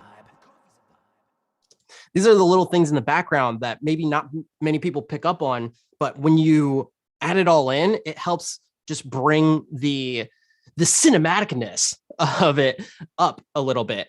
And so what I'm trying to get at is by saying the same phrase over a couple times, you'll see this in music. If you double up your vocals, it just brings more fullness to the mix. And the reason that happens is because there's little variations in how that each time you say whatever you're saying, that will help fill in other gaps that the previous recording did not have. So let's go ahead and record some coffee, and I'll stand a little bit further from the mic this time. It's cinematic coffee B-roll. And I'll just record that a couple times. So there's nothing on this cam, right? So It's cinematic coffee B-roll. Cinematic coffee B-roll. Coffee B-roll. Hopefully that's not distorted. Again, we could just pull the source material. It's cinematic coffee B-roll. And I'll showcase to you some of the tricks that I do to add more of that like radio effect of like Sunday, Sunday, Sunday. Here on Cinematic Coffee B-roll Tutorials. I don't even know when you use like the you or the voiceover. I'm so like entertained. I'm trying to catch up with everything that you're doing. It's so cool. All right, so now I can see that with these waveforms that it's probably where I say coffee B-roll. Coffee B-roll. So let me just showcase to you. Here's one without coffee B-roll. Here's with two. Coffee B-roll. Immediately to me, like it already sounds fuller. Now there is more volume. Like I would have to level these out because I'm basically peaking the material, but I'm going to take the other coffee B-rolls and line them up underneath as well. And it looks like this next track already has reverb on it. So let's throw it on there and see what happens. I'll create a cut by hitting add edit, put it down underneath. Move it over. Oh, I love that this happened. Okay. Here, when you're editing video, you're editing by frames. Right now, this sequence is set up to be 23.976. So it's 24 frames per second. And when you're moving clips on the timeline, you can only move the clips to one of those frames. You see these little check marks up here at the top. If I move the clip, I can't get the waveforms to match up. Right here, I don't want to have it sound like coffee B-roll. I want it to be coffee B-roll on the attack transient. So in order to do that, I need to utilize show audio time units. And how do you get there? Well, let me showcase to you. Here in the back in the art hamburger menu, and I don't even know if that's what it's called. I think I heard somebody say that once and was like, I guess that's what this is a hamburger menu. Looks like a hamburger. In this section, we have show audio time units. Boop. And I'll do that one more time. And I want you to pay attention to the meters up here at the top. So I'll click it one more time and it goes back to our frames. And then when we go to show audio time units, the crazy thing, that's even better. The crazy thing about show audio time units is that now instead of only having 24 frames per second, I have available to me, let's see our sequence settings, 48,000. So if you don't know what a sampling rate is, anytime you record an audio signal, every single second, there are 48 samples taken. And all that's really saying is each second, the computer has to make a decision. Does this audio waveform, because it's binary, you only have 3 decisions. You can go up, you can go down, or you can stay the same, 0, 0, 0, 1, or 1, 0. And what ends up happening is like people were really smart when they came up with this type of thing. So a sampling rate is it's making 48,000 decisions every single second. And from one marking to the next, the computer is just saying, has this sine wave gone up, down, or stayed the same?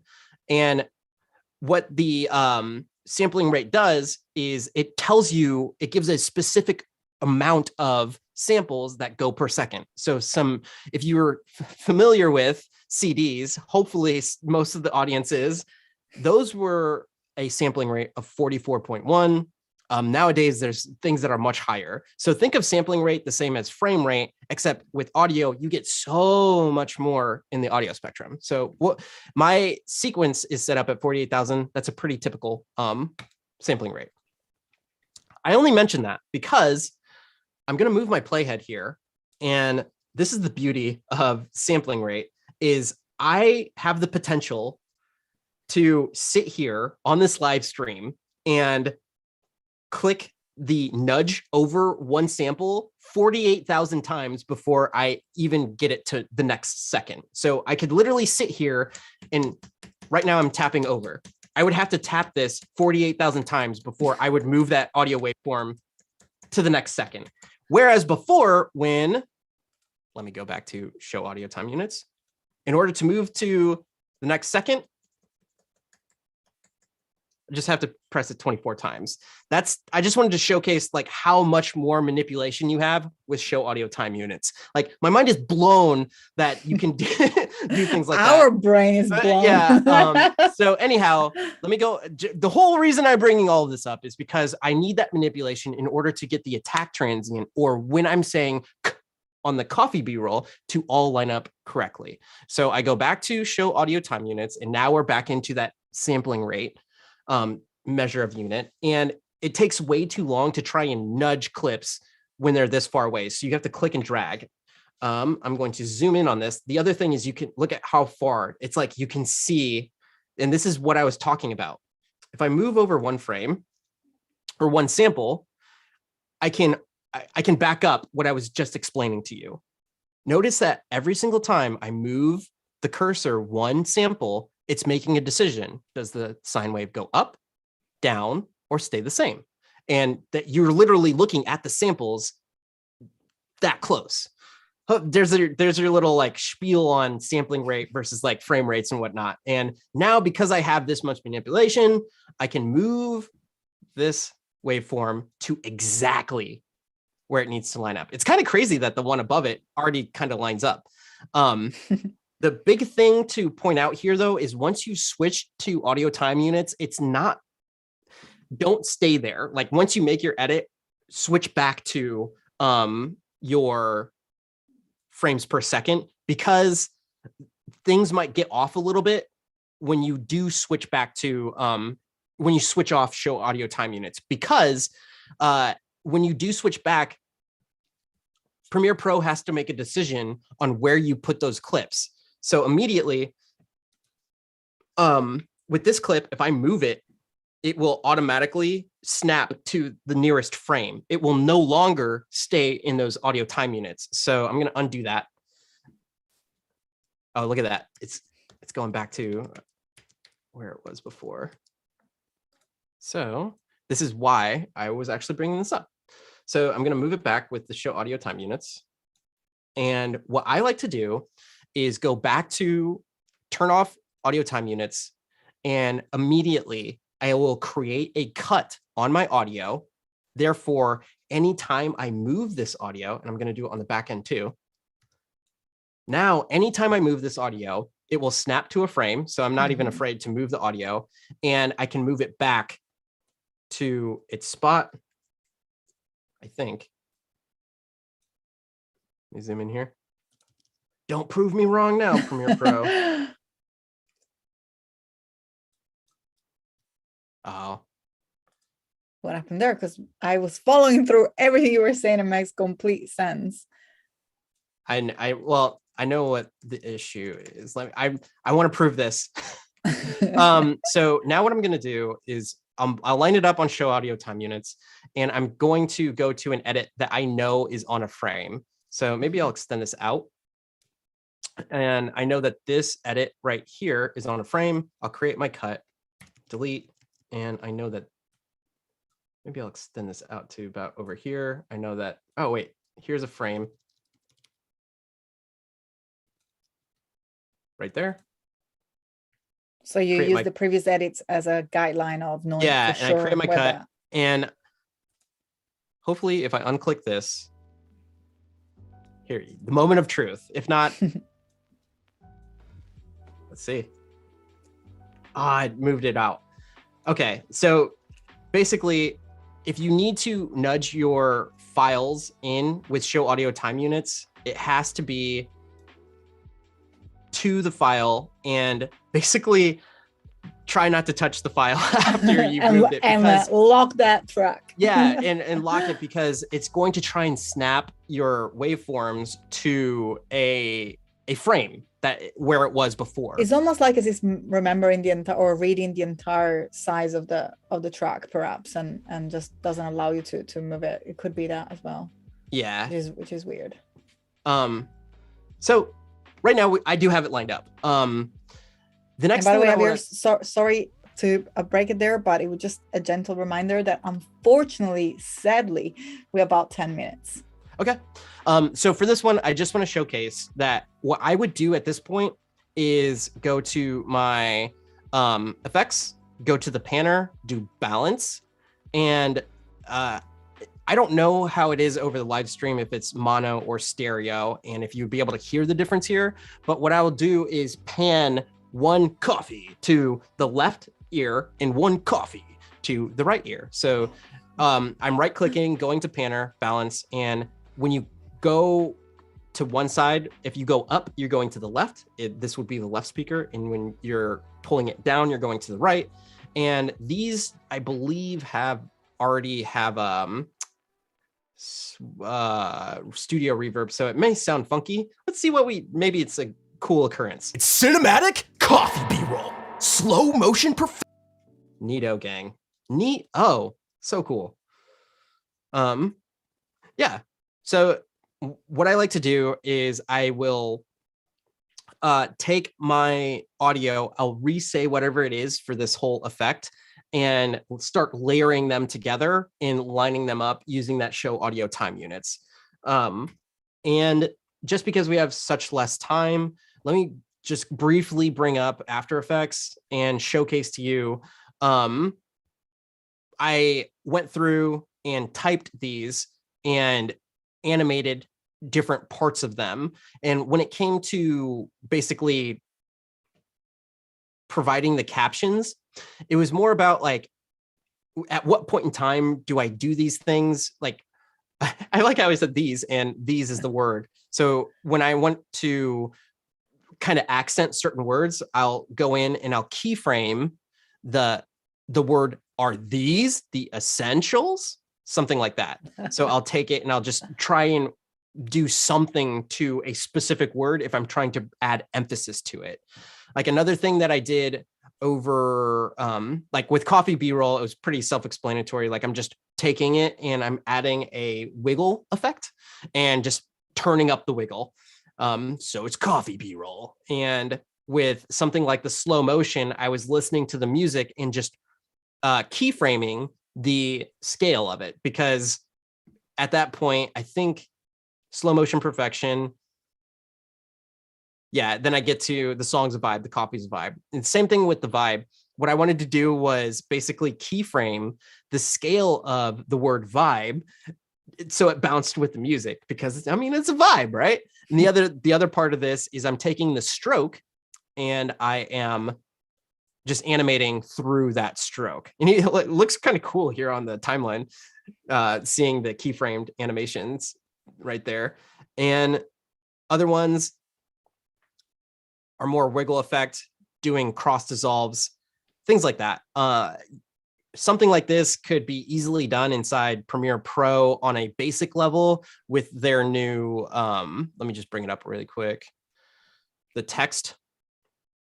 So you can transcribe your complete sequence inside Premiere Pro now. So all I would need to do is just highlight maybe my VO and do transcribe sequence. And instead of doing the mix, because I don't want to give it more work, I would just hit VO and hit transcribe.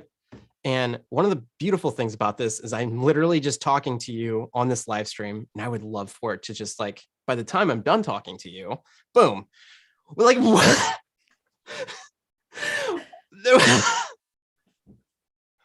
I'm sorry, like doing transcriptions as a video editor took so like there is like so much angst in me from Pro 4, and the fact that Premiere Pro puts this in Premiere when you have the Creative Cloud subscription, like if I could animate on a live stream, my mind being blown, like every single time. I know that it does this, and I'm still appreciative of the fact that they put this in this software. Like, it's crazy.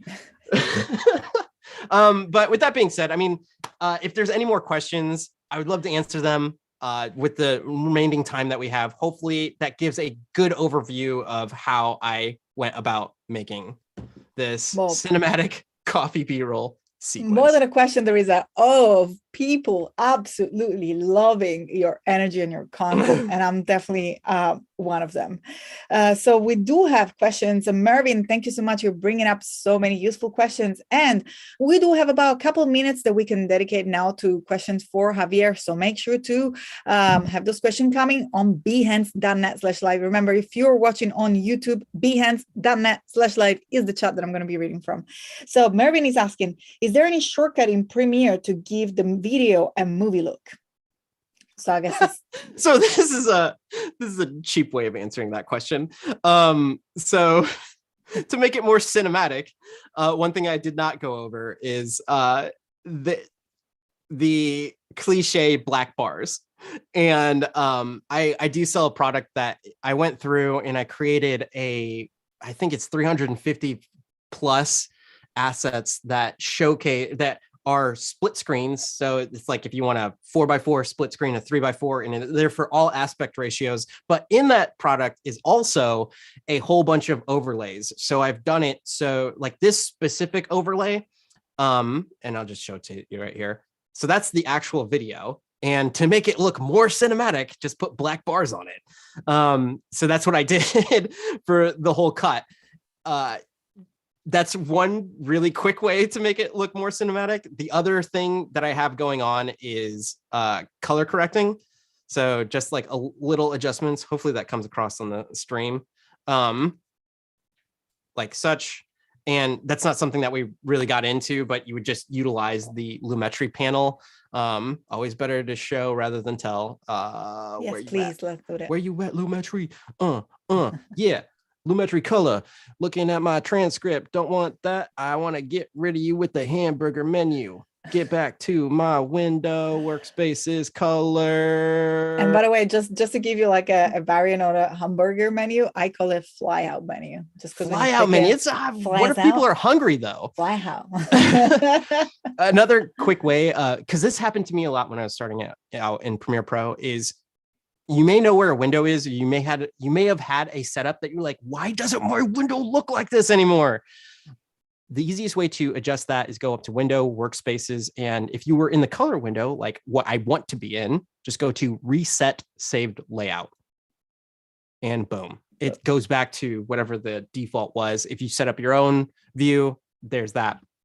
So the way that I colored this was on the adjustment. I put adjustment layers above my clips. Another way is just to do it on the clips themselves. But for this specific one, I created an adjustment layer and just manipulated over everything over here in the Lumetri panel. Most of the time I do shoot in log, and I would input a LUT. I have an S-Log3. It's not mine. It's Gerald Undun's, amazing YouTuber. He has an S-Log3 to Rec 709 LUT that takes your log footage and automatically puts it in the color space of Rec 709. But with this one, I was already recording in what is referred to as Rec 709 or close to it. And then just did little minute tweaks to make sure that the color between all the shots was cinematic and somewhat the same. So a long way to answer your question is I put black bars on the video. And another thing is vignette is also a really good one to put on. So like right here, I have a little vignette. Like if I take this off, you can see that it just pulls your attention into the center. There may not be as much of a vignette on some of the shots, but I find that a little vignette can go a long way. Perfect. And we have one more question, which is, what are the things to keep in mind at the time of rendering when we distribute the video to different mediums such as TV, mobile, YouTube, etc.? And I think that like there is never enough time spent on, giving tips on rendering. So if you could please give some. Easiest thing to do is export.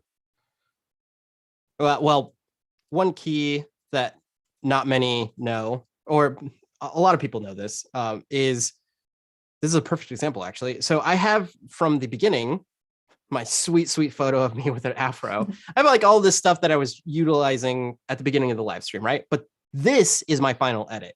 And if I were to export this, it would export the whole timeline along with this sweet, sweet photo of me with an afro.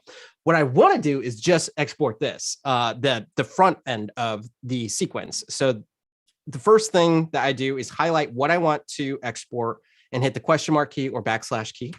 And that sets out my in and out. And then I will go, I'm not used to going up to this export tab, but it used to be file export, but now they put a nice and neat export tab right there. And we get a new export menu. And it's kind of awesome for only showing you what you need to know. And if you need to get further into the parameters, you can by going and clicking down on the different arrows. Now, for me, when it comes to YouTube, I did release a video on export settings, but right now I'm underneath QuickTime. Normally, when you're exporting to the internet, it will be H.264. And we got 30 seconds. I'm so sorry, Javier. Completely fine. And if you're doing something like YouTube, there is a preset for 4K or 1080p. Yeah, that'll be it. Beautiful. So first of all, I would like to thank you, Javier. What an amazing job. What a wonderful stream. Really, really enjoyed it. Thank you so much. It was definitely a success. And I want to remind everybody that this stream and many other amazing streams are available on a replay on behance.net/live. So make sure to come over Behance, go to the live stream and check yesterday, day one, and today you can recap and watch everything to have to join the fun here with the replays. Also, go and grab a glass of water because the fun doesn't end here. There is more challenges and encore challenges, in particular with XD, with Brandon Gross coming right up after us. And I want to remind also everyone that Adobe Live will be back tomorrow morning starting 8 a.m. Pacific time with the lovely Ari and Ben talking about Adobe Font. And that is all for this stream. Go and grab a glass of water before the XD challenge. And Javier, one more time, thank you so much. I absolutely loved and I was honored to be with you here on this stream. It was super fun and amazing content. How about that outro, man? Nailing it. It's awesome. Great combo. I will be very happy to be back here. And I'm sure that you're going to be back because everybody's loving this stream. So thank you so much. And we'll see you very soon on Adobe Live. Bye, everybody.